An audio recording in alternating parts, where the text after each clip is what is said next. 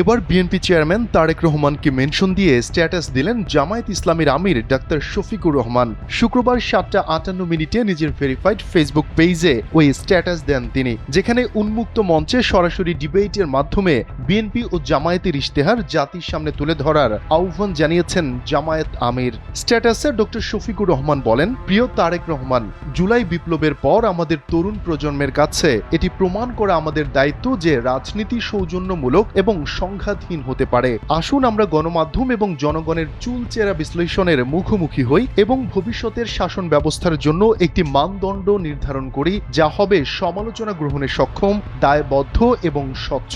যেহেতু আপনি আপনার পরিকল্পনা পেশ করেছেন, তাই আমি আপনাকে একটি উন্মুক্ত মঞ্চে সরাসরি ডিবেটের আমন্ত্রণ জানাচ্ছি।